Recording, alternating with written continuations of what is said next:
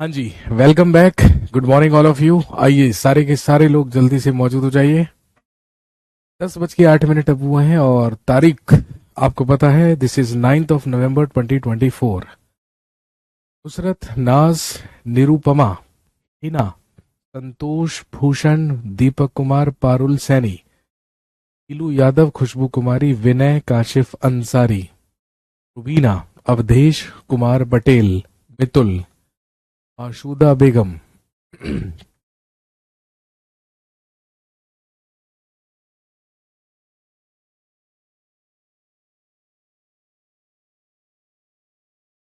आइए भाई, सारे के सारे लोग जल्दी से मौजूद हो जाइए। और ये पॉलिटी की क्लास है, आप जानते हैं।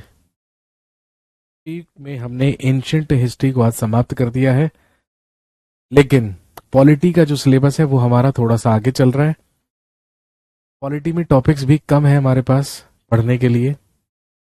पॉलिटी का सिलेबस मुझे पूरी उम्मीद है बहुत जल्दी फिनिश हो जाएगा।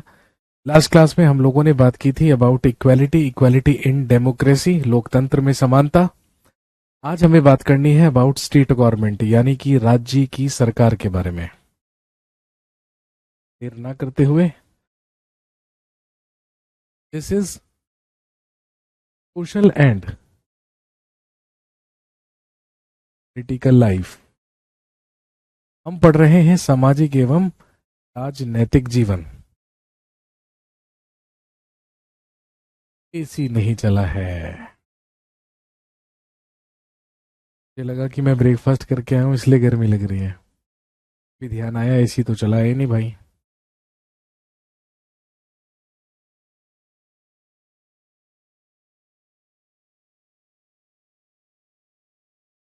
सर पीवाई क्यू भी कराएंगे आप? जी बिल्कुल कराएंगे, कैसे नहीं कराएंगे। सर आज उत्तराखंड स्थापना दिवस है। जी हाँ बिल्कुल है। आज ही के दिन, आज से लगभग 24 साल पहले 2000 में उत्तर प्रदेश के पर्वतीय क्षेत्र को अलग करके एक नए राज्य का गठन किया गया था उत्तरांचल के नाम से, जो आज उत्तराखंड के नाम से जाना जाता है। थैंक यू वेरी मच ये याद दिलाने के लिए कि आज उत्तराखंड का स्थापना दिवस है। चलिए, पॉलिटी की क्लास है, शुरू करने से पहले मेरा एक छोटा सा सवाल आप लोगों से। आप मुझे बताइए कि अगर हमारे देश में किसी भी नए राज्य का गठन होता है या कोई भी नया राज्य अगर हमारे देश में बनता है, तो उससे संविधान का कौन सा आर्टिकल प्रभावित होता है। कहने का मतलब, अगर आज से 24 साल पहले उत्तर प्रदेश के पर्वतीय क्षेत्र को अलग करके उत्तराखंड राज्य बनाया गया, तो वो हमारे संविधान के किस आर्टिकल से बना? कौन बताएगा मुझे। जैसे मध्य प्रदेश से छत्तीसगढ़ बना, बिहार से झारखंड बना, उत्तर प्रदेश से उत्तराखंड बना।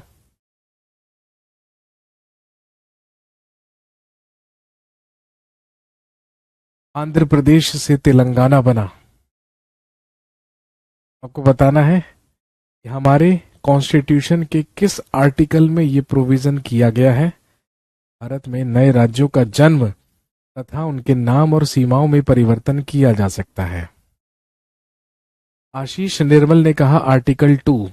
गलत, पूरी तरीके से गलत। Sorry to disturb you, please बता दीजिए मैथ्स की क्लास स्टार्ट नहीं हुई है क्या? कनेक्ट नहीं हो रही। मेघा अवस्थी, अच्छा तरीका है। इनडायरेक्टली जलील करने का ये कितना अच्छा तरीका है। मेरी ही क्लास में आके मुझे कमेंट करके आप पूछ रहे हो कि क्लास, मैथ्स की क्लास कनेक्ट नहीं हो रही है। साफ साफ पता चलता है कि आप मेरी क्लास को अटेंड करने में बिल्कुल इंटरेस्टेड नहीं है। आपको मैथ्स की क्लास अटेंड करनी है। वैसे बिल्कुल आप कर लीजिए, में कोई परेशानी नहीं है। कनेक्ट नहीं हो रही है तो थोड़ी बहुत देर में हो जाएगी। अमृतपाल कौर, आर्टिकल 3 बिल्कुल सही जवाब। सही उत्तर दिया आपने। 7 करोड़ दुआएं आपको मिलती हैं। ऐसे तो नहीं है मेरे पास। शशि बाला, अनुच्छेद 3 बिल्कुल ठीक है, बिल्कुल सही है।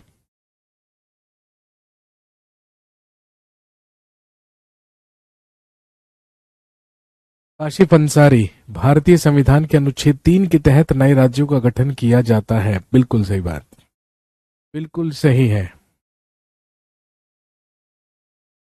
चलिए आज हम बात करते हैं। मेघावस्थी कह रही हैं सॉरी सर। अरे सॉरी की क्या बात है इसमें, मैं तो मजाक कर रहा हूँ आपके साथ। वो बात अलग है कि मेरी शक्ल ही ऐसी है, मैं मजाक भी करता हूँ तो सीरियस लगता है। मैं मजाक किया था, ऐसी कोई दिक्कत नहीं है। मैं खुद कहता हूँ कि मेरा सब्जेक्ट तो आप बाद में रिकॉर्डेड भी देख सकते हैं, लेकिन अगर मैथ्स की क्लास चल रही है तो मैथ्स की क्लास अटेंड कीजिए, ऐसी कोई दिक्कत नहीं है। मैंने जरा सा मजाक किया, आप तो सीरियस हो गए।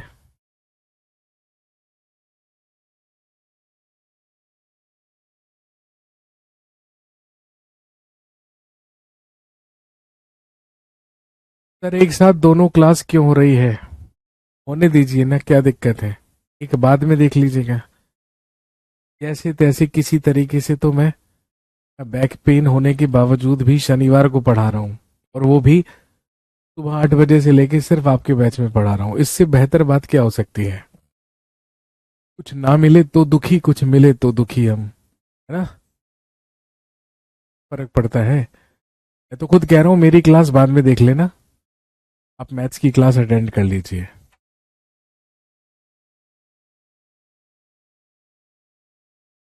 हेडिंग डाल लीजिए, स्टेट गवर्नमेंट, राज्य सरकार।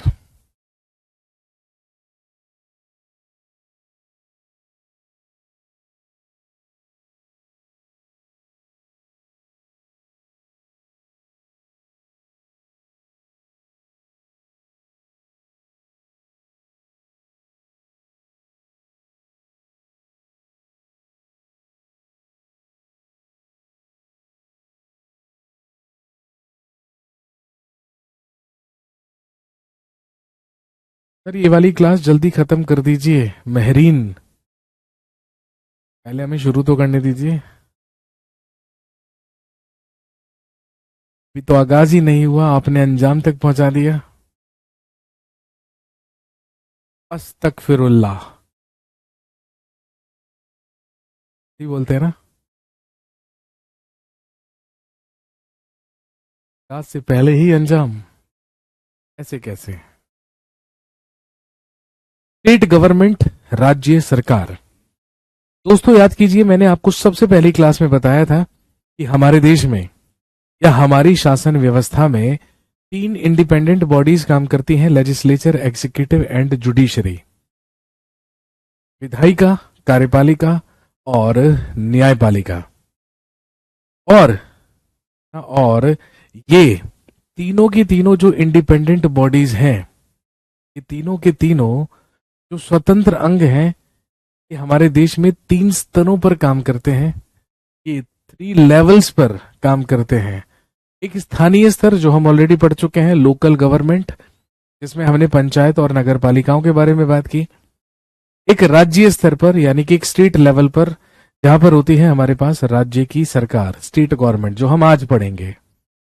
और एक होता है सेंट्रल लेवल, एक होता है केंद्रीय स्तर, जिसके अंतर्गत आती है केंद्रीय सरकार या यूनियन गवर्नमेंट, या जिसे हम संघीय सरकार कह सकते हैं। समझ गए?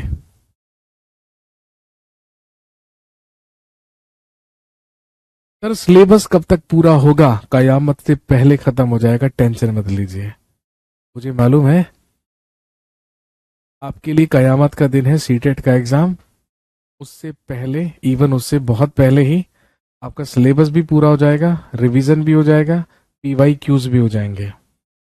वो मेरी जिम्मेदारी है, वो कैसे होगा?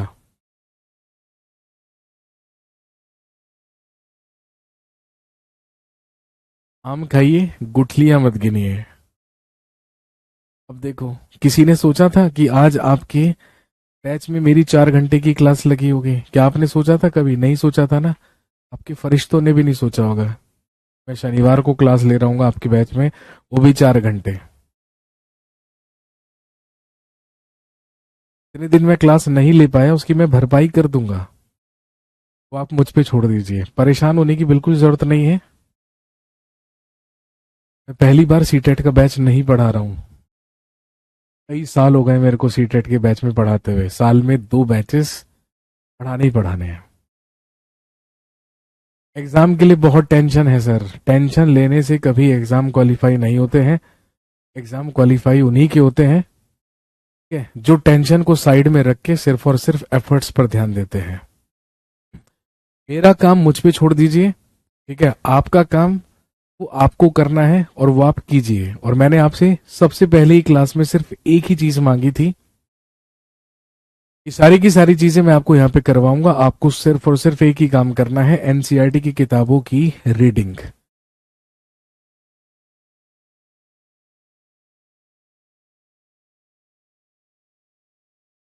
नहीं सर, कयामत का अंजाम बहुत बड़ा है, उसके सामने सीटेट कुछ भी नहीं है। चलिए ठीक है, फिर हम सीटेट को हश्र का दिन नहीं मानते हैं। और वैसे भी सीटेट आप देख लीजिएगा, बड़े प्यार से, बाइज्जत बाअदब, अब बड़ी आसानी से क्वालिफाई कर लेंगे। लेकिन बस एक चीज ध्यान रखिएगा, है ना, सिर्फ और सिर्फ एनसीईआरटी की जो किताबें होती है ना, उसकी आप रीडिंग जरूर करते रहिएगा। सिर्फ रीड करना है, कुछ नहीं करना है। जैसे आप मैगजीन रीड करते हैं, जैसे आप कोई भी मतलब नोवेल होता है उसको रीड करते हैं, उसको बस आप रीड करते रहिए। भाई देखो, मैं इसलिए कह रहा हूं रीड करने के लिए क्योंकि आप टीचर्स हैं, और जब आप अल्टीमेटली स्कूल्स में पढ़ाने लगेंगे या पढ़ा रहे होंगे या पढ़ाएंगे, तब भी तो आपको एनसीईआरटी पढ़नी ही है ना, क्योंकि आपको पढ़ाना तो एनसीईआरटी से ही है। तो आप अभी से पढ़ने की हैबिट डालिए और सिर्फ रीड आउट करना है और कुछ करना ही नहीं है उसमें, ठीक है। तो चलिए आज हम बात करेंगे स्टेट गवर्नमेंट, राज्य सरकार की, और जिसमें हमें 2 चीजें जाननी है स्टेट गवर्नमेंट या राज्य सरकार के बारे में। सबसे पहला, role of the government in health, स्वास्थ्य में सरकार की भूमिका क्या होती है। और दूसरी चीज हम जानेंगे कि जो राज्य सरकार होती है, जो स्टेट गवर्नमेंट होती है, वो कार्य कैसे करती है, वो काम कैसे करती है। ये 2 चीजें आज हमें पढ़नी है। चलिए सबसे पहले हेडिंग डाल लीजिए, role of government in health.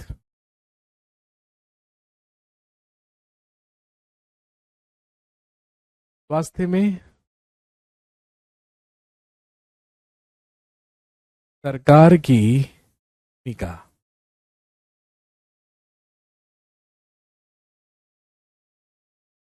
Role of government in health, स्वास्थ्य में सरकार की भूमिका।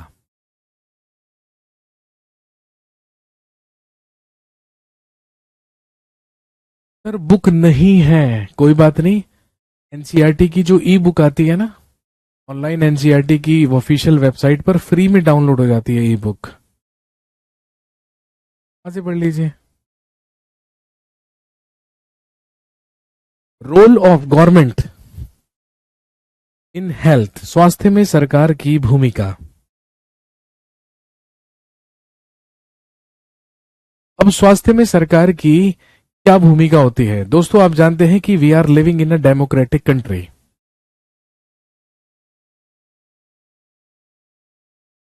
हम एक लोकतांत्रिक देश में रहते हैं। हमारा देश लोकतांत्रिक है, डेमोक्रेटिक है, यहां पर लोगों का शासन चलता है। लोगों का शासन करने का मतलब क्या है, यहां पर हमारे शासकों और हमारे प्रतिनिधियों को हमारी जनता या लोगों के ही द्वारा चुना जाता है। जब लोकसभा और राज्य की विधानसभा के क्या होते हैं, इलेक्शंस। अब क्योंकि हम यहाँ पर राज्य सरकार की बात कर रहे हैं, तो डेफिनेटली हम लोकसभा की नहीं, यहाँ पर बात करेंगे स्टेट लेजिस्लेचर या राज्य के विधानमंडल के इलेक्शंस, जो कि लेजिस्लेटिव असेंबली या विधानसभा के लिए होते हैं। अब क्योंकि हम एक लोकतांत्रिक देश में रहते हैं, इसीलिए सरकार का ये कर्तव्य बनता है और हमारी सरकार से ये उम्मीद भी होती है कि वो हमारी वेलफेयर या हमारे ही भले के लिए कार्य करे या हमारे ही वेलफेयर के लिए कार्य करे। तो स्वाभाविक सी बात है, भाई यही हम चाहते हैं कि हमारे कल्याण के लिए ही सरकार कार्य करे। यह शिक्षा, स्वास्थ्य, रोजगार प्रदान करने और गृह निर्माण, सड़कों के विकास तथा बिजली आदि उपलब्ध कराने के माध्यम से हो सकता है, बिल्कुल। कैसा हो सकता है? जी हाँ, बिल्कुल हो सकता है। हमारे कॉन्स्टिट्यूशन के पार्ट 4 में directive principles of state policies का उल्लेख किया गया है, जिसे कहते हैं राज्य के नीति निर्देशक तत्व। सर, थोड़ी इजी लैंग्वेज यूज करो। ओके। कैसी वाली लैंग्वेज जो साउथ की पिक्चर में होती है? ए अपुन बोल रेला है ना तेरे को। जब राज्य का गवर्नमेंट आता है ना, तो लोगों के वेलफेयर के लिए काम करता है। समझ में आया क्या तेरे को? ये वाली भाषा ठीक है? साउथ जब हम साउथ की पिक्चरें देख रहे होते हैं ना आजकल टीवी में, तो आप कभी भी नोटिस कीजिएगा, हिंदी में डबिंग होती है, और जो हीरो होता है ना, जो एक्टर होता है, वो हमेशा टपोरी दिखाते हैं उसमें। मतलब जिससे भी डबिंग करवाते हैं ना, वो टपोरी वाली डबिंग ही करता है। वो हमेशा विलन को ना, वो हमेशा विलन को कैसे बात करेगा? विलन से, आप उनको एड़ा समझा है क्या? एड़ा समझ के पेड़ा खाना चाहता है क्या? इस तरीके से बात करते हैं वो, अपुन तपुन करके। हाँ जी, तो मेरा कहने का मतलब था कि संविधान के भाग 4 में DPSP directive principles of state policy का उल्लेख किया गया है, और राज्यों को निर्देश दिए गए हैं, ये डायरेक्शंस दी गई हैं कि वो अपनी जनता के वेलफेयर के लिए, उनके कल्याण के लिए कार्य करें। अब अगर मैं आपसे कहूं, है ना, अब अगर मैं आपसे कहूं कि जनता का कल्याण सरकार कैसे कर सकती है, सबसे पहली चीज है और सबसे इंपॉर्टेंट चीज है शिक्षा। शिक्षा, एजुकेशन। भाई, हम सरकार से क्या एक्सपेक्ट करते हैं? कि सरकार हमें अच्छी शिक्षा प्राप्त करने के अवसर प्रदान करे। दूसरी चीज, है ना, हेल्थ फैसिलिटीज या मेडिकल फैसिलिटीज सरकार हमें मुहैया करवाए। भाई, अगर हम स्वस्थ रहेंगे, अगर हमारा स्वास्थ्य सही रहेगा, तो हम बाकी सारी की सारी चीजें सही से कर लेंगे।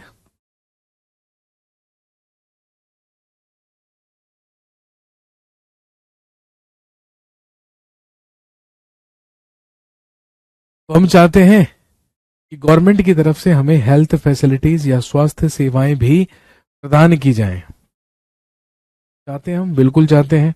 इसके अलावा, है ना, इसके अलावा हम सरकार से क्या चाहते हैं? रोजगार, एम्प्लॉयमेंट।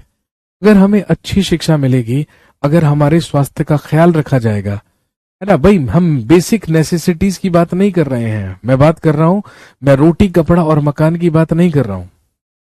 रोटी कपड़ा मकान प्राप्त करना तो हमारा मौलिक अधिकार है, वो फंडामेंटल राइट है भाई। वो हमारी बेसिक नेसेसिटी है। लेकिन इसके अलावा भी हम सरकार से कई सारी उम्मीदें करते हैं। अच्छी शिक्षा हमें प्राप्त हो, अच्छे स्वास्थ्य सेवाएं हमें प्राप्त हो, अच्छी रोजगार के अवसर हमें मिले, एम्प्लॉयमेंट हमें मिले।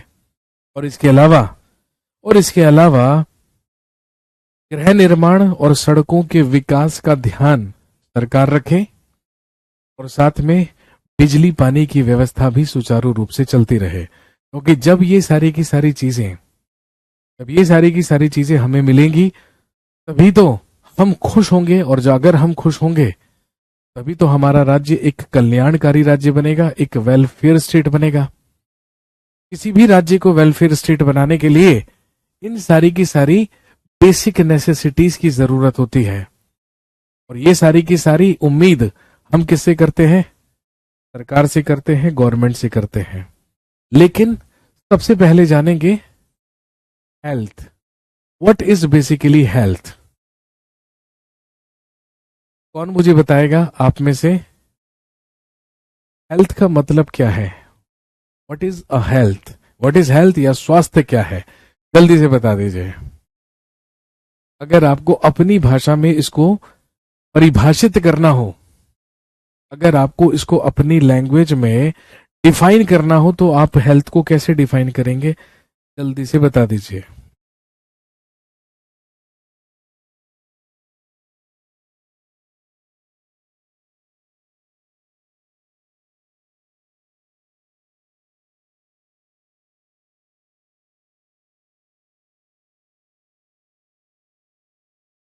हाँ जी।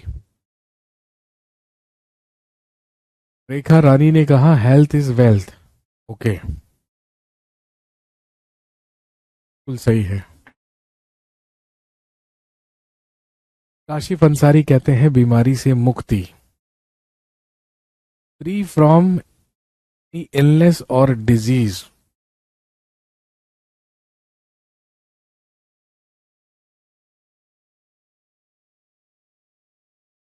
शरीर का तापमान, physically and mentally healthy and strong. Good.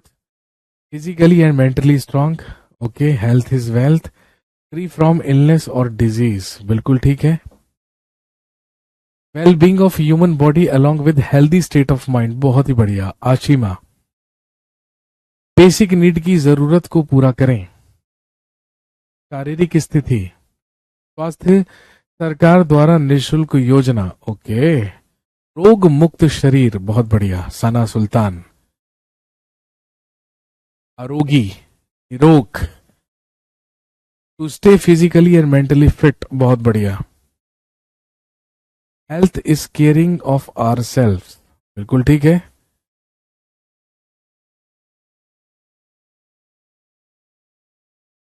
लेकिन नवनीत कौर कहती है सर आपका मोबाइल नंबर क्या है। ये हेल्थ की डेफिनेशन कैसे हो सकती है। हेल्थ की डेफिनेशन पूछी आपने तो मोबाइल नंबर ही पूछ लिया, बताइए। क्वेश्चन पे एक और क्रॉस क्वेश्चन। हाँ, आप लोग इंस्टाग्राम और फेसबुक के थ्रू मेरे साथ कनेक्टेड होंगे शायद, नहीं है तो हो जाइए। तो जो भी मैसेज वगैरह करना हो तो आप वहां पे कर लीजिएगा। एक्चुअली क्या है ना, देखो, मुझे अपना फोन नंबर देने में कोई आपत्ति नहीं है, लेकिन हम लोग पूरा दिन ना बिजी रहते हैं, वैसे लेके शाम तक क्लास क्लास क्लास। मेरे साथ क्या प्रॉब्लम होती है कि हमारे पास बहुत सारे स्टूडेंट्स के कॉल्स आते हैं, लेकिन हम उन्हें अटेंड नहीं कर पाते। ठीक है, फिर स्टूडेंट्स क्या करते हैं, व्हाट्सएप पे मैसेज करके छोड़ देते हैं। जब हमें टाइम मिलता है, जब हम फ्री होते हैं, तो फिर हम क्या कर रहे होते हैं, उनके रिप्लाईज कर रहे होते हैं। ठीक है ना। तो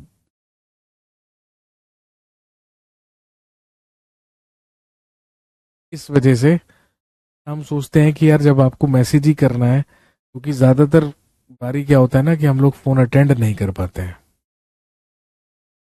थोड़ी सी दिक्कत होती है। वरना नंबर में कोई परेशानी नहीं है, नंबर आपने ढंग से सर्च करा होता तो आपको वैसे ही मिल जाता। मेरी तो किताबों के ऊपर भी मेरा फोन नंबर छपा हुआ है, लीजिए।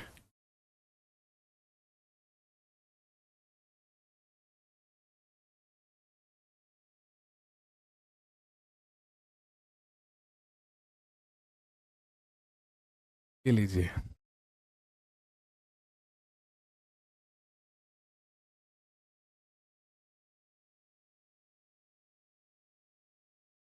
मेरा नंबर, ठीक है।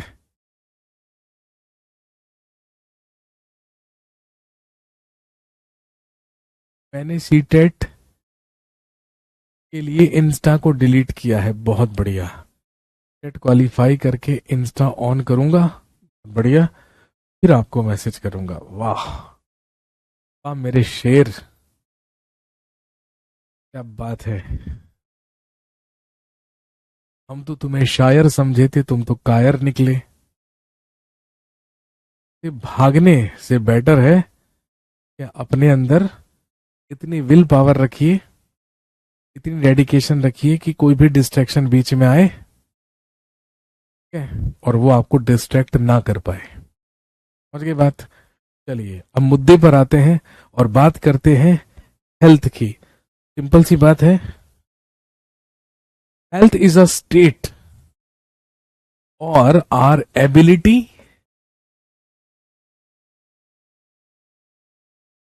To stay from any illness और इंजरी। कह सकते हैं आप,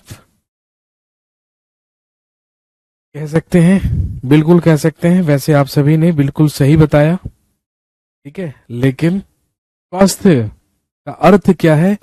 हमारी योग्यता जिसमें हम बीमारी और चोट से मुक्त रह सकते हैं, या आप कह सकते हैं कि बीमारियों और चोट से मुक्त रहने की हमारी योग्यता ही क्या कहलाती है?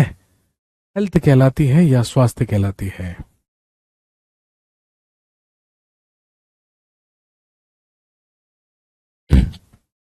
भाई देखो, इंस्टा विंस्टा से भागने की जरूरत नहीं है, बस अपने आप पे सेल्फ कंट्रोल होना चाहिए। ठीक है, अगर सोच लिया दिन में इस समय इंस्टा चलाना है तो उसी समय चलाना है, उसके अलावा जरूरत नहीं है चलाने की। समझ गए? करने से क्या होगा? आगे और बड़े बड़े डिस्ट्रैक्शन मिलेंगे ना। आगे मेनका, रंभा जैसी अप्सराएं आएंगी आपको डिस्ट्रैक्ट डिस्ट्रैक्ट करने के लिए। वो जो सेल्फ कंट्रोल है ना, वो जो आत्म संयम है, उस पर वर्क कीजिए। तो मन में ठान लिया है, वो करना है।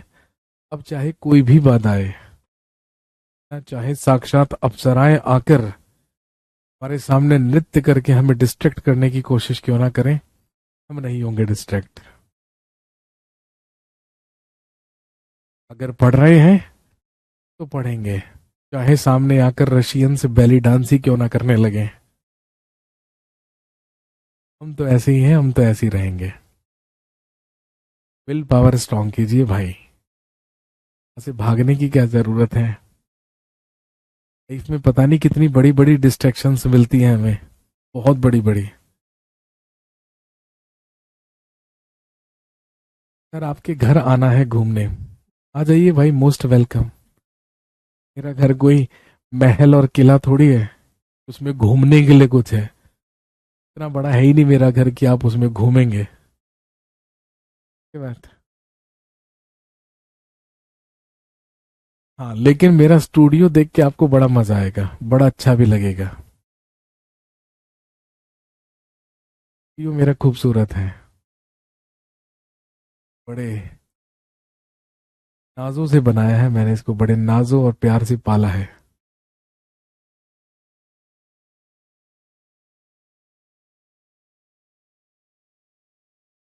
आप इतने अच्छे अच्छे वर्ड यूज कैसे कर रहे हैं? मेन का, अप्सरा होता ही है ना, जैसे पहले ऋषि मुनि तपस्या किया करते थे। मेन का, उर्वशी, रंभा जैसी अप्सराएं आकर उनकी तपस्या को भंग किया करती थी, डिस्ट्रैक्ट किया करती थी। बस आजकल उन अप्सराओं के नाम बदल गए हैं। अप्सराएं तो आज भी हैं, लोगों को डिस्ट्रैक्ट करने के लिए। पहले ऋषि मुनि तपस्या किया करते थे, अब आप लोग पढ़ाई करते हैं, अब आप लोग अध्ययन करते हैं, पढ़ाई करते हैं। अब वही आपके लिए तपस्या है। अगर आप कॉम्पिटिटिव एग्जाम की तैयारी कर रहे हैं तो वो आपके लिए तपस्या है, आप तपस्या कर रहे हैं। तो पहले मेनका, उर्वशी और रंभा जैसी अप्सराएं होती थी डिस्ट्रैक्ट करने के लिए, आजकल उन अप्सराओं के नाम बदल गए हैं, लेकिन अप्सराएं तो अभी भी हैं, है ना। अब वो अप्सराएं अलग नामों से जानी जाती हैं, तमन्ना भाटिया और नोरा फतेह, क्या, हाँ, नोरा फतेह अली तो है, वो इन नामों से आजकल वो जानी जाती हैं।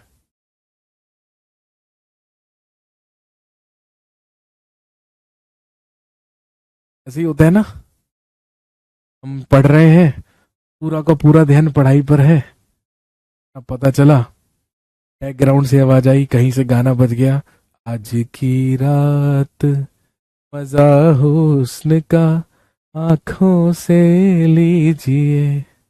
बस प्यार की कुर्बानी यहीं पर कुर्बान हो गए, छोड़ दी पढ़ाई लिखाई। छोड़िए यार, पहले गाना सुनते हैं, बड़ा जोरदार गाना बनाया है ना। सही होता है ना।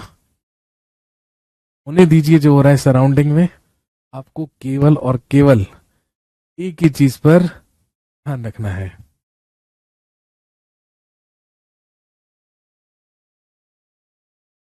सर लड़कियों को डिस्ट्रैक्ट कौन करता है? देखो, लड़कों को डिस्ट्रैक्ट करती हैं लड़कियां, और लड़कियों को भी डिस्ट्रैक्ट करती हैं लड़कियां। लड़के सबसे ज्यादा लड़कियों से डिस्ट्रैक्ट हो जाते हैं, लड़कियां तो लड़कियों से ही डिस्ट्रैक्ट हो जाती हैं।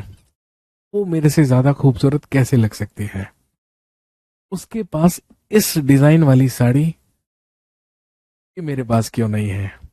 उसने आज मैक की लिपस्टिक लगाई है, मेरे पास ये वाला शेड क्यों नहीं है? उसने बाल स्ट्रेट करा लिए, स्ट्रेट बालों को करवाकर इतनी खूबसूरत लग रही है, इसको कैसे हक हो सकता है मेरे से ज्यादा खूबसूरत लगने का? को लड़कियों से डिस्ट्रैक्शन है, लेकिन लड़कियों को भी लड़कियों से ही डिस्ट्रैक्शन है। इसलिए दो लड़के आपस में अच्छे दोस्त हो सकते हैं, लड़का और लड़की आपस में अच्छे दोस्त हो सकते हैं, लेकिन दो लड़कियां आपस में बहुत अच्छी दोस्त हों, हाँ, ये बहुत कम देखने को मिलता है। ऐसा नहीं है कि नहीं होता है, लेकिन ये बहुत कम देखने को मिलता है। नहीं, चलिए खैर, बहुत हुई बातचीत। Our ability to stay away, our ability to stay away from any illness और injury is known as health. तो आप कह सकते हैं कि बीमारियों से और चोटों से मुक्त रहने की हमारी योग्यता ही स्वास्थ्य कहलाती है।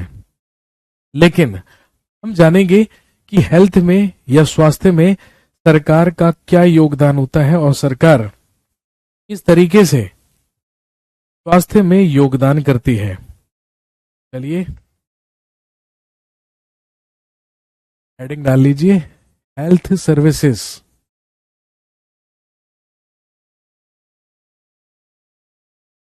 In India. भारत में स्वास्थ्य सेवाएं।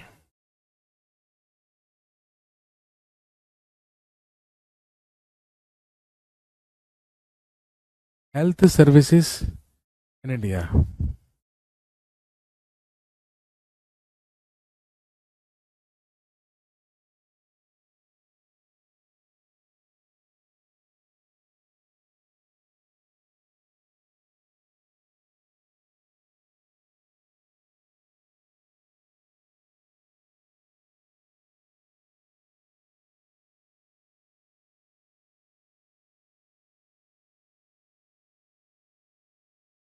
हेल्थ सर्विसेज इन इंडिया या भारत में स्वास्थ्य सेवाएं।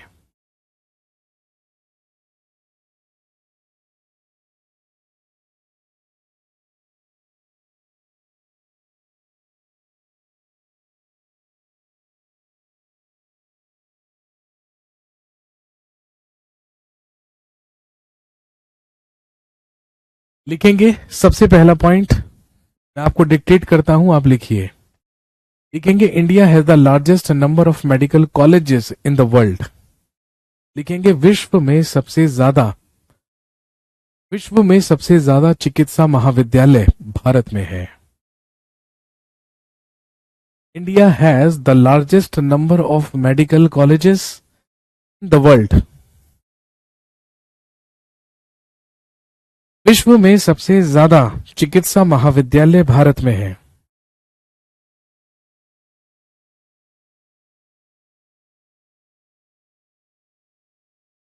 एंड लिखेंगे and India is the largest producer of doctors.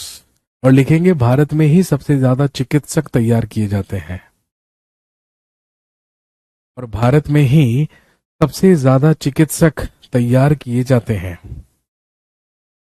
And India is the largest producer of doctors as well. भाई क्योंकि वर्ल्ड में सबसे ज्यादा अगर मेडिकल कॉलेजेस भारत में हैं, तो स्वाभाविक सी बात है सबसे ज्यादा डॉक्टर्स भी यहीं से तैयार होते होंगे।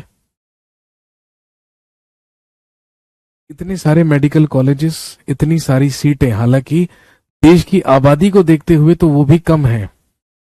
इंजीनियरिंग में तो मैं नहीं कह सकता हूं, लेकिन हाँ मेडिकल कॉलेजेस में मैं कह सकता हूं कि जितनी भारत की आबादी है और जितने लोग मेडिकल एंट्रेंस की तैयारी करते हैं, उसके मुताबिक उतनी सीटें भारत में नहीं होती हैं, या उतने लोगों को मेडिकल में एडमिशन नहीं मिल पाता है, लेकिन फिर भी ये विश्व में सबसे ज्यादा है।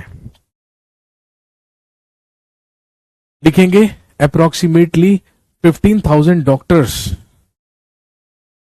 Approximately 15,000 doctors qualify every year in our country. हमारे देश में प्रतिवर्ष लगभग 15,000 डॉक्टर या 15,000 चिकित्सक योग्यता प्राप्त करते हैं।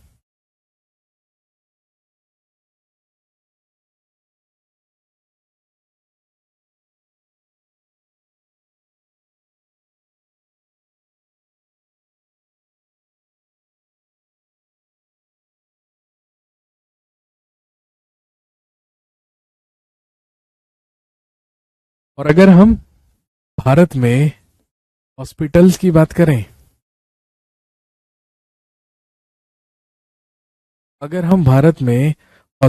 बात करें, तो ध्यान रखेंगे 1950 में हमारे देश में लगभग सिर्फ 2717 हॉस्पिटल्स हुआ करते थे।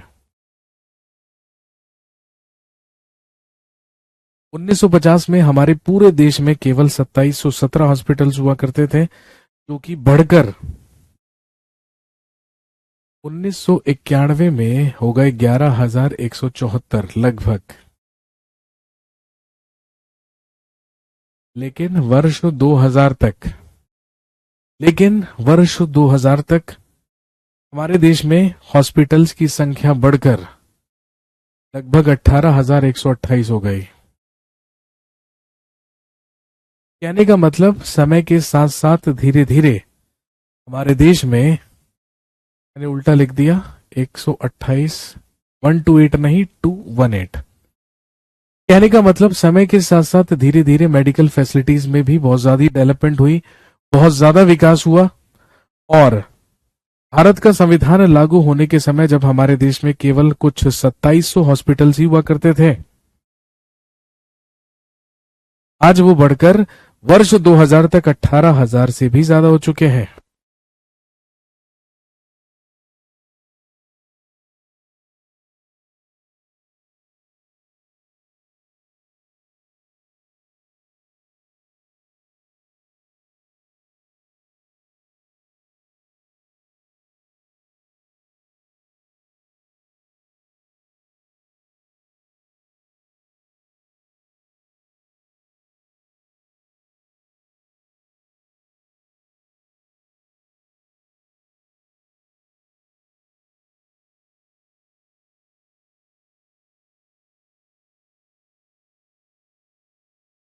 इसके बाद लिखेंगे India gets the large number of medical tourists from many countries. भारत में विदेशों से भी बहुत बड़ी संख्या में इलाज कराने के लिए चिकित्सा पर्यटन आते हैं। केवल और केवल भारत के ही लोग हमारे देश में इलाज नहीं करवाते हैं, भारी संख्या में यहाँ पर फॉरेनर लोग भी आते हैं, दूसरे देशों से भी लोग आते हैं जो यहाँ पर मेडिकल फैसिलिटीज को यूज करते हैं।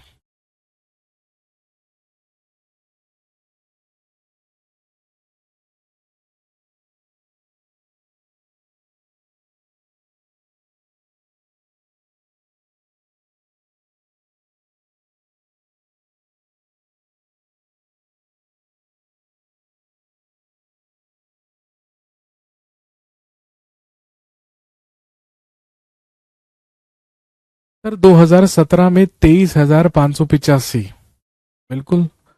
वर्तमान की बात करें तो अब वर्तमान में हमारे देश में लगभग गवर्नमेंट हॉस्पिटल्स या पब्लिक हॉस्पिटल्स की संख्या लगभग 25,000 है। हमारे देश में एट प्रेजेंट लगभग पब्लिक हॉस्पिटल्स की संख्या 25,000 हो चुकी है।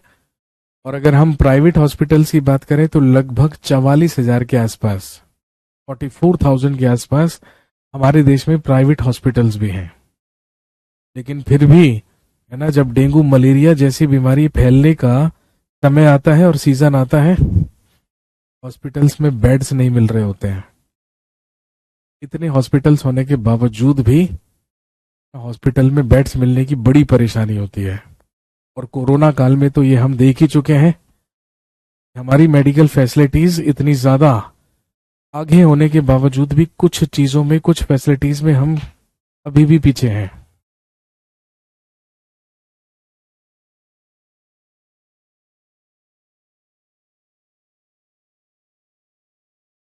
इसके बाद लिखेंगे इंडिया इज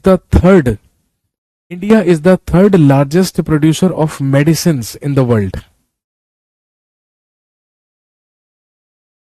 और लिखेंगे दवाइयों के उत्पादन में विश्व में भारत का तीसरा स्थान है।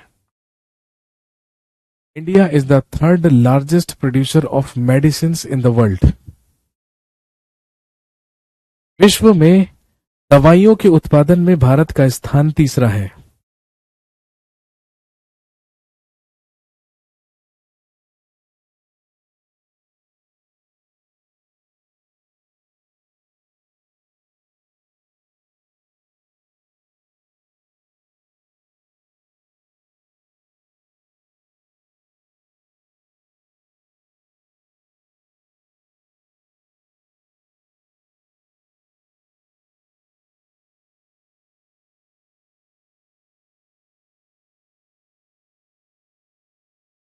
जहां एक तरफ हमने भारत में मेडिकल फैसिलिटीज की उपलब्धियों के बारे में बात की, जहां हमने मेडिकल फैसिलिटीज में भारत की उपलब्धियों के बारे में बात की, वहीं दूसरी तरफ अगर हम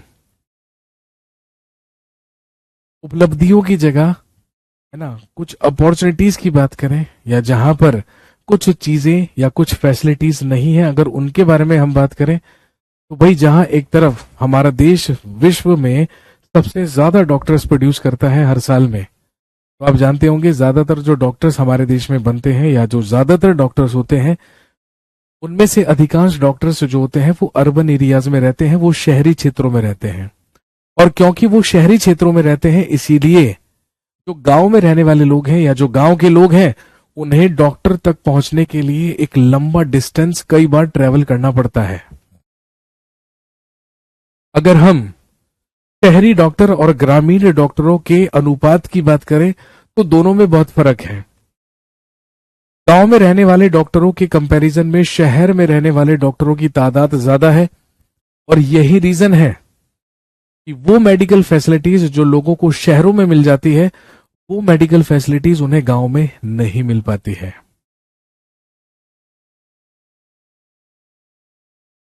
लेकिन और यही रीजन है, शायद यही कारण है कि हर साल हमारे देश में 5 लाख से भी ज्यादा लोगों की मृत्यु ट्यूबरकुलोसिस यानी कि टीबी से हो जाती है। हर साल 2 मिलियन से ज्यादा यानी कि 20 लाख से भी ज्यादा लोग मलेरिया से ग्रस्त हो जाते हैं, जो कि एक बहुत बड़ी तादाद है, जो कि एक बहुत ही बड़ी संख्या है। अब क्योंकि गांव में है ना डॉक्टर्स को उतनी आमदनी नहीं हो पाती है, इसीलिए वो लोग मूव करते हैं अर्बन एरियाज में, इसीलिए वो मूव करते हैं शहरों में, और ज्यादातर डॉक्टर्स शहरों में ही प्रैक्टिस करना प्रेफर करते हैं। और यही रीजन है कि हमारे देश में आधे से ज्यादा मृत्यु तो लोगों की इसलिए हो जाती है क्योंकि एम्बुलेंस टाइम पर नहीं आ पाती है, और एम्बुलेंस उन्हें टाइम से हॉस्पिटल तक नहीं पहुंचा पाती है। इसकी वजह से ज्यादातर पेशेंट्स की मृत्यु हो जाती है हमारे देश में, क्योंकि आप जानते हैं कि हमारे देश में ट्रैफिक कंडीशंस कितने बुरे हाल है ट्रैफिक कंडीशंस के, और ऊपर से जो बीमार व्यक्ति है या जो इंजर्ड व्यक्ति है या जो भी व्यक्ति प्रॉब्लम में है, उसे अच्छा खासा डिस्टेंस ट्रेवल करना पड़ता है। इसके अलावा हम सबको पीने का स्वच्छ जल उपलब्ध नहीं करा पा रहे हैं। अभी तक भी पीने का जो पानी है वो सभी लोगों के लिए स्वच्छ नहीं है। आप लोग हो सकता है शहर में रहते हो, अगर शहर में रहते हैं तो स्वाभाविक सी बात है, शहर में उपलब्ध किया जाने वाला या सप्लाई किए जाने वाला जो पानी है वो फिर भी स्वच्छ होता है, उसको फिर भी ट्रीट कर लिया जाता है। लेकिन ज्यादातर जगहों पर है ना कई प्रकार की कम्युनिकेबल डिजीजेस या जो संचारणीय बीमारियां होती हैं वो पानी से ही हो जाती हैं। जैसे आप कह सकते हैं डायरिया, जैसे हेपेटाइटिस, जैसे वॉर्म्स, भाई पेट में कीड़े हो जाते हैं, कई बारी हैजा हो जाता है, कई बारी हेपेटाइटिस हो जाता है। ये सारी की सारी जो बीमारियां हो रही हैं वो किसकी वजह से हो रही हैं? दूषित पानी की वजह से, क्योंकि स्वच्छ जल नहीं मिल पा रहा है। तो इसीलिए बीमारियों से बचने के लिए और उनके बचाव के लिए हमें कई स्वास्थ्य सेवाओं की जरूरत होती है, जैसे स्वास्थ्य केंद्र होते हैं, अस्पताल होते हैं, परीक्षणों के लिए प्रयोगशालाएं, लेबोरेटरीज होती हैं, एम्बुलेंस होती है, ब्लड बैंक होते हैं। स्वास्थ्य सेवकों, नर्सों, योग्य डॉक्टरों तथा अन्य विशेषज्ञों की जरूरत हमें पड़ती है। भारत की बड़ी संख्या में डॉक्टर, दवाखाने और अस्पताल हैं, लेकिन देश में सार्वजनिक स्वास्थ्य सेवाओं को चलाने का पर्याप्त अनुभव और ज्ञान भी उपलब्ध है। ये ऐसे चिकित्सालय और स्वास्थ्य केंद्र हैं जिन्हें सरकार चलाती है। आपने देखा होगा हर एक गांव में या कुछ गांव में या रूरल एरियाज में पीएचसीज होते हैं, प्राइमरी हेल्थ सेंटर्स। सीएचसीज होते हैं, कम्युनिटी हेल्थ सेंटर्स। तो ये सारे के सारे सरकार के द्वारा ही क्या किए जाते हैं, चलाए जाते हैं, जिनको हम नॉर्मली क्या बोलते हैं, डिस्पेंसरीज। होता है ना कई बार भाई आज पोलियो डे मनाया जा रहा है भारत में, तो हम क्या करते हैं कि जो अपने पास वाली डिस्पेंसरी होती है या जो हेल्थ सेंटर होता है, स्वास्थ्य केंद्र होता है, हम वहां पे जाते हैं और 5 साल से कम आयु के जो बच्चे होते हैं उन्हें पोलियो ड्रॉप्स या पोलियो की खुराक दिलवाते हैं। होता है ना ऐसा। ऐसे ही जो छोटे छोटे बच्चों की वैक्सीनेशन होती है, जो टीकाकरण होता है, मिशन इंद्रधनुष जिसके लिए चलाया जाता है केंद्रीय सरकार के द्वारा, हमारी जो डिस्पेंसरीज बनी होती हैं, जो हेल्थ सेंटर्स बने होते हैं, वहीं पर जाकर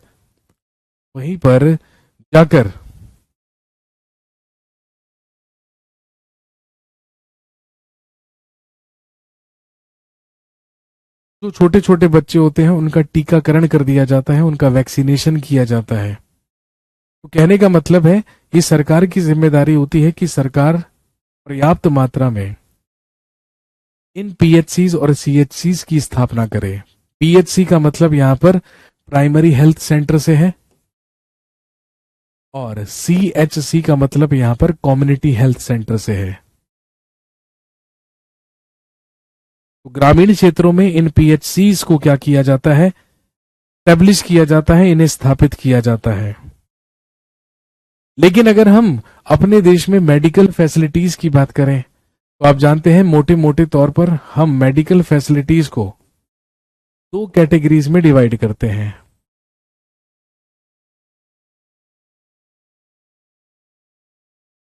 अब ये 2 श्रेणियां और ये 2 कैटेगरीज कौन सी हैं, अब आप खुद सोचिए।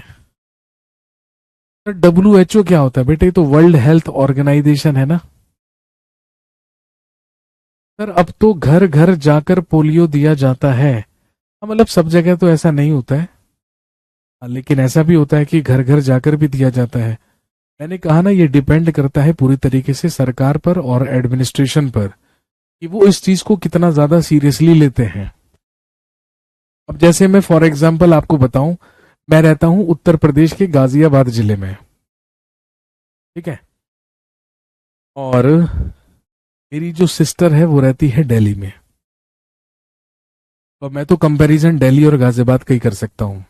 अब उसके और मेरे घर में लगभग सिर्फ 15 किलोमीटर का डिफरेंस है, 15 किलोमीटर। 15 किलोमीटर मेरे घर से उसका घर दिल्ली में है, उसके घर से 15 किलोमीटर दूर मेरा घर उत्तर प्रदेश के गाजियाबाद जिले में है। अब जब पोलियो डे होता है ना, अब जब पोलियो दिवस होता है, भाई वो दिल्ली में रहती है, उसके यहाँ पर क्या होता है, उसके बच्चे हैं छोटे छोटे, एक 5 साल का और एक 3 साल की बेटी। अब वहां पे नॉर्मली क्या होता है कि जब भी पोलियो डे होता है तो जो पोलियो ड्रॉप्स पिलाने वाले होते हैं वो लोग घर घर पे जाके पोलियो ड्रॉप्स पिला रहे होते हैं, ठीक है। लेकिन हमारे उत्तर प्रदेश में, और मैं तो गाजियाबाद की बात बता रहा हूँ जो कि पूरी तरीके से अर्बन एरिया है, हमारे यहाँ पर भाई साहब जिस दिन पोलियो डे होता है ना, तो उसके 2-3 दिन के बाद तो हमें ये पता चलता है कि अरे परसों तो पोलियो डे था, ठीक है। और जब परसों पोलियो डे था ये पता चलता है, और अगर हम गलती से डिस्पेंसरी में जाकर पता करें कि भाई क्या आपके पास पोलियो ड्रॉप्स अवेलेबल हैं, तो वो सीधे बोलते हैं जी हमारे यहाँ पे नहीं आती है पोलियो ड्रॉप्स वगैरह। जब पोलियो दिवस होता है तब पिलाई जाती हैं। तो उनसे पूछो कि भाई साहब पोलियो दिवस पे क्या पिलाई गई थी, तो कहते हैं कि जी नहीं, इस बार तो आई ही नहीं, अगली बार आएगी तब देख लेना। तो आप खुद सोचिए, ये शहरों में भी शहरों के ये हाल है। जब शहरों के ये हाल है तो हम गांव से तो क्या उम्मीद कर सकते हैं। लेकिन अगर हम दिल्ली की बात करें भाई, है ना, दो चीजों में तो डेफिनेटली दिल्ली गवर्नमेंट की आप तारीफ कर सकते हैं और करनी पड़ेगी, आप इससे इनकार नहीं कर सकते। एजुकेशन और हेल्थ फैसिलिटीज दिल्ली में पहले से बहुत बेहतर हुई हैं, बहुत बेटर हुई हैं।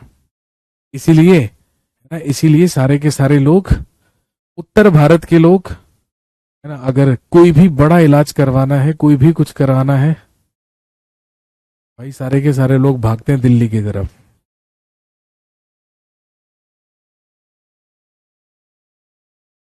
कहने का मतलब ये है कि ये जो हेल्थ फैसिलिटीज हैं, ये जो हेल्थ सेंटर्स हैं, ये जो वैक्सीनेशन है, ये जो पोलियो ड्रॉप्स है, ये सारी की सारी जिम्मेदारी किसकी है?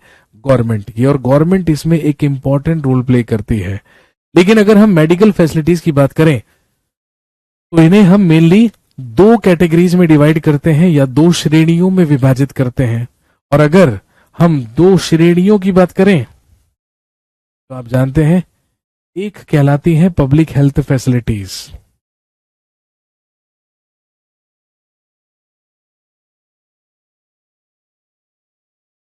या हिंदी में लिखेंगे स्वास्थ्य, या हिंदी में लिखेंगे सार्वजनिक स्वास्थ्य सेवाएं, और एक होती है प्राइवेट हेल्थ फैसिलिटीज।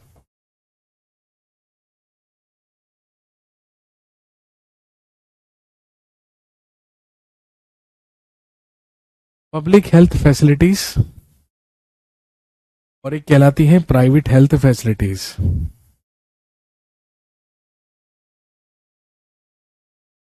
अगर पब्लिक हेल्थ फैसिलिटीज की बात करें, यानी कि सार्वजनिक स्वास्थ्य सेवा की बात करें, तो इसमें अस्पतालों की एक सीरीज होती है, एक श्रृंखला होती है जो कि सरकार के द्वारा चलाई जाती है।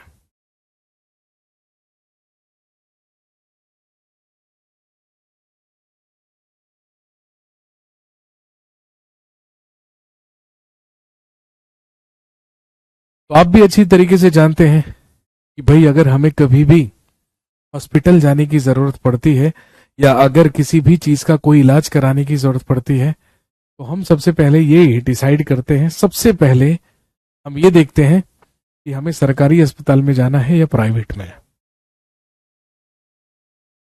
अब हम जानते हैं कि सरकारी अस्पतालों के डॉक्टर बेटर होते हैं, सरकारी हॉस्पिटल्स की जो डॉक्टर्स हैं वो ज्यादा एबल और ज्यादा एबिलिटी उनके अंदर होती है, ज्यादा योग्य वो होते हैं। लेकिन हम सोचते हैं कि यार सरकारी हॉस्पिटल में जाने का मतलब है पहले तो एक पूरा दिन लाइन में लगकर कार्ड बनवाना पड़ेगा, उसके बाद कई दिन बाद का अपॉइंटमेंट मिलेगा, और फिर उसके बाद डॉक्टर देखेंगे, प्रिस्क्रिप्शन देंगे, और अगर कोई भी टेस्ट वेस्ट लिखेंगे तो कई दिनों के बाद उसका अपॉइंटमेंट मिलेगा। एमआरआई कराना है तो चलिए आपको 20 दिन के बाद की डेट मिलती है, आप आके करा लीजिएगा। होता है ना ऐसा। ऐसे में आदमी सोचता है कि यार जब तक नंबर आएगा तब तक तो आदमी मर लेगा, चलिए बेटर है किसी प्राइवेट हॉस्पिटल या प्राइवेट डॉक्टर के ही पास चले जाते हैं। यही होता है ना। सरकारी में टाइम बहुत ज्यादा लगता है, और यही रीजन है कि सरकारी हॉस्पिटल्स की संख्या जहां 25,000 है, भाई सब प्राइवेट हॉस्पिटल्स वहीं पर 43-44,000 है। क्योंकि हम लोग सोचते हैं कि मरता क्या ना करता, प्राइवेट से ही दिखा लेते हैं। इसीलिए सारे के सारे लोग हेल्थ इंश्योरेंस करा कर रखते हैं ना। रोज आते रहते हैं एडवर्टीजमेंट्स, ये हेल्थ इंश्योरेंस, ये हेल्थ प्लान, फलाना हेल्थ प्लान। उन health companies, health insurance companies को पता है ना कि इंसान की मजबूरी है कि उसको जाना पड़ेगा प्राइवेट हॉस्पिटल में ही, क्योंकि सरकारी में तो उसका नंबर ही नहीं आना। इस वजह से तो हमारे देश में दो प्रकार की मेडिकल फैसिलिटीज होती है। एक पब्लिक हेल्थ फैसिलिटीज, जिसमें सारे के सारे अस्पताल, सारे के सारे स्वास्थ्य केंद्र सरकार के द्वारा चलाए जाते हैं, और साथ में एक प्राइवेट हेल्थ फैसिलिटीज होती हैं या निजी स्वास्थ्य सेवाएं होती हैं जो निजी रूप से चलाई जाती हैं, जो प्राइवेटली चलाई जाती हैं।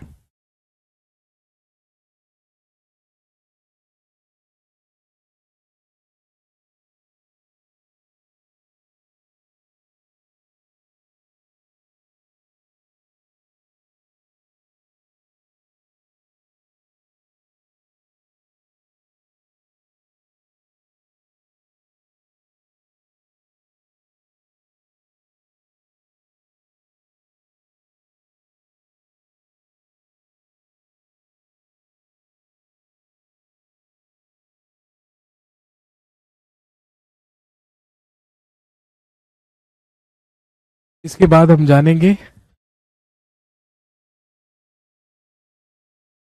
How state government works.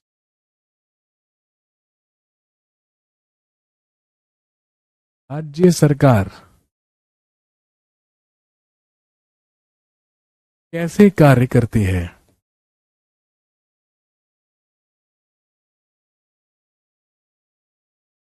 How the state government works. राज्य सरकार कैसे कार्य करती है।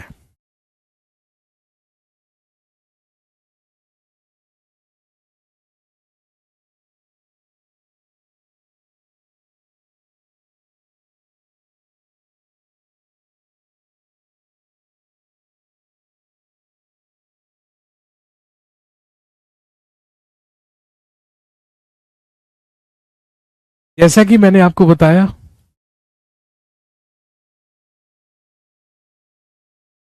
हमारे कॉन्स्टिट्यूशन का पार्ट 6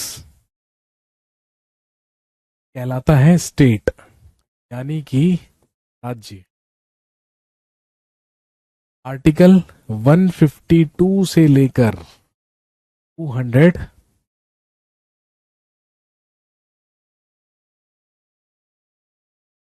237 तक, आर्टिकल 152 से लेकर 237 तक हम अपने कॉन्स्टिट्यूशन में पढ़ते हैं स्टेट के बारे में, इसमें आती है सबसे पहले लेजिस्लेचर, हम कहते हैं विधायिका, या लिखेंगे स्टेट लेजिस्लेचर।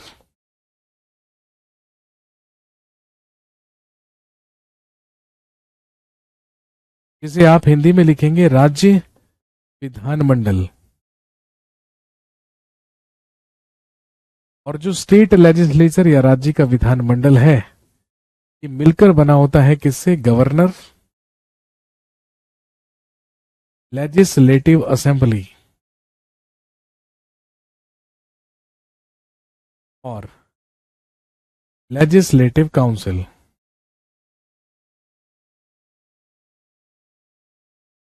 राज्य का विधानमंडल मिलकर बनता है राज्यपाल, विधानसभा और विधान परिषद से। हर राज्य में विधान परिषद नहीं होता है। विधान परिषद हमारे केवल 6 स्टेट्स में है: उत्तर प्रदेश, बिहार, महाराष्ट्र, कर्नाटक, आंध्र प्रदेश और तेलंगाना।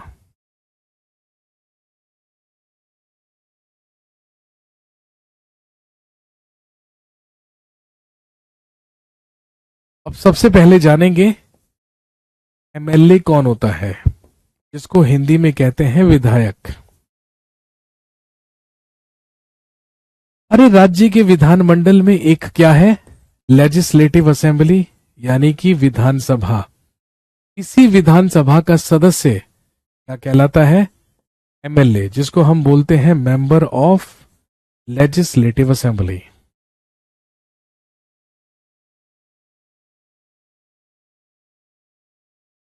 या हिंदी में आप लिख सकते हैं, वैसे हिंदी में इसको विधायक कहते हैं, लेकिन आप इसको कह सकते हैं विधानसभा का सदस्य।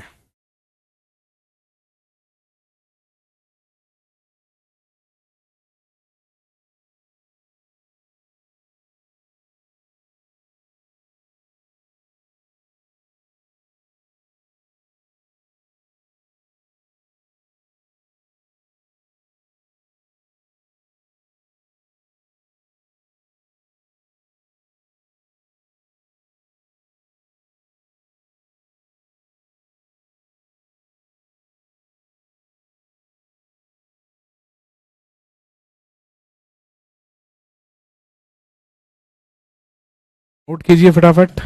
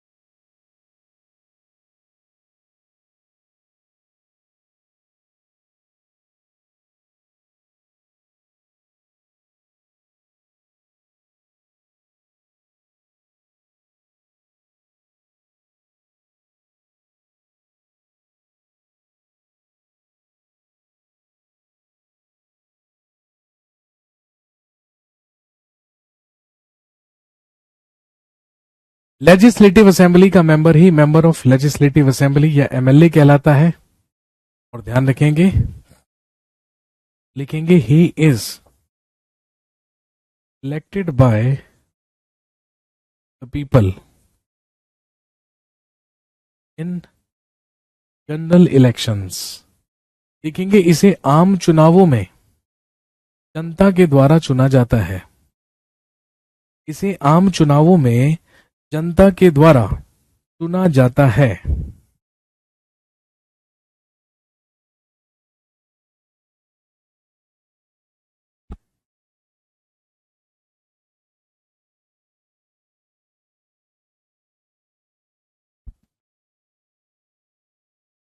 अब जनरल इलेक्शंस किन्हें कहते हैं?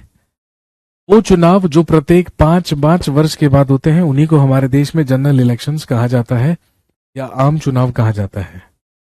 दोस्तों, आप जानते हैं कि हर राज्य में प्रत्येक 5 साल के बाद विधानसभा के चुनाव होते हैं, लेजिस्लेटिव असेंबली इलेक्शंस होते हैं। पूरे के पूरे राज्य को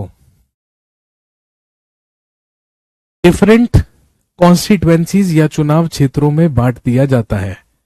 जैसे फॉर एग्जाम्पल, आप जानते हैं कि कुछ समय पहले हरियाणा में लेजिस्लेटिव असेंबली इलेक्शंस हुए, हरियाणा में विधानसभा के चुनाव हुए। अब पूरे के पूरे हरियाणा को 90 कॉन्स्टिट्युएंसीज में बांट दिया गया, क्योंकि हरियाणा में विधानसभा में कुल कितनी सीटें हैं? 90। अब 90 चुनाव क्षेत्रों में विधानसभा के चुनाव किए जाएंगे। हर चुनाव क्षेत्र से जनता जाकर अपने अपने कैंडिडेट को वोट देगी और उस चुनाव क्षेत्र से जो भी कैंडिडेट जीतेगा वो क्या बनेगा? मेंबर ऑफ लेजिस्लेटिव असेंबली, वो बनेगा एमएलए। और पूरी 90 कॉन्स्टिट्युएंसीज में से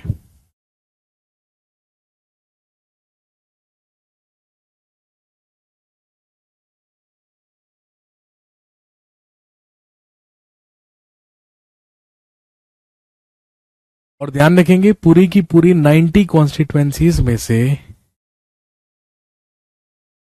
जिस पॉलिटिकल पार्टी को सबसे ज्यादा कॉन्स्टिट्युएंसीज से सीटें मिलेंगी, सबसे ज्यादा वोट मिलेंगे, वही जो सरकार, वही जो पार्टी होगी, वही जो पॉलिटिकल पार्टी होगी, वो अपनी सरकार बना लेगी।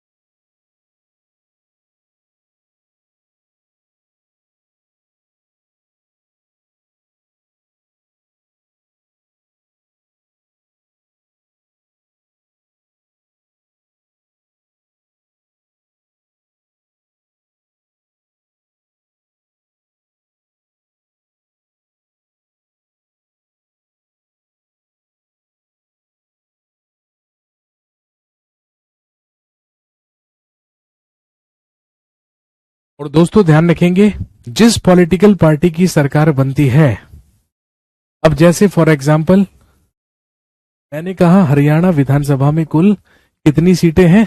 90 सीटें। अब अगर किसी भी पॉलिटिकल पार्टी को सरकार बनानी है तो उसके लिए क्या चाहिए? फुल मेजॉरिटी, यानी कि पूर्ण बहुमत। और अगर पूर्ण बहुमत चाहिए 90/2, यानी कि हाफ प्लस 1, इतनी सीटों की जरूरत पड़ेगी सरकार बनाने के लिए। तो कहने का मतलब 46 सीटें हरियाणा गवर्नमेंट या हरियाणा राज्य में चाहिए अपनी सरकार बनाने के लिए, आधी से एक ज्यादा। जिस पॉलिटिकल पार्टी को सबसे ज्यादा वोट मिलेंगी या सबसे ज्यादा सीटें मिलेंगी, पूर्ण बहुमत मिलेगा, वही सरकार बनाएगी, जो कि बीजेपी को मिला।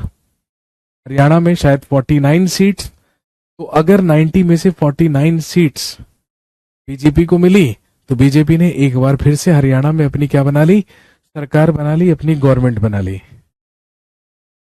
अब जितने भी 49 एमएलएज हैं और बाकी पार्टीज के जो भी एमएलएज हैं, वो सारे के सारे एक साथ लेजिस्लेटिव असेंबली में बैठेंगे और वो सारे के सारे क्या कहलाएंगे? एमएलए, चाहे वो रूलिंग पार्टी के हों या रूलिंग पार्टी के ना हों।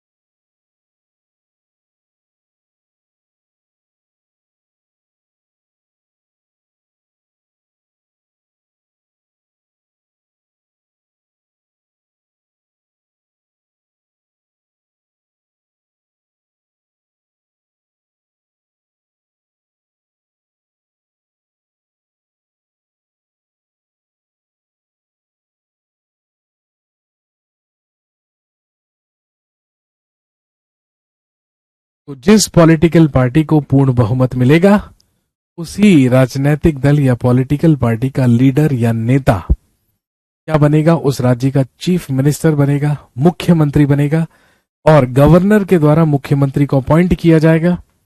और फिर मुख्यमंत्री के कहने पर विभिन्न एमएलएस को क्या बना दिया जाएगा, डिफरेंट डिपार्टमेंट्स का मिनिस्टर बना दिया जाएगा।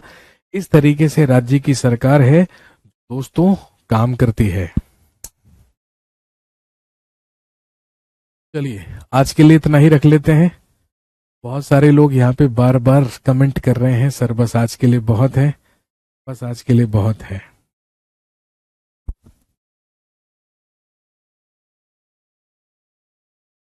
चलिए अगली क्लास में मिलेंगे और बातचीत को हम आगे बढ़ाएंगे। सर हेड ऑफ स्टेट कौन होता है? Head of the state is always governor. संवैधानिक रूप से राज्य का प्रमुख राज्यपाल होता है, लेकिन वास्तविक शक्तियां प्रैक्टिकली वो सारी पावर्स होती हैं चीफ मिनिस्टर के पास।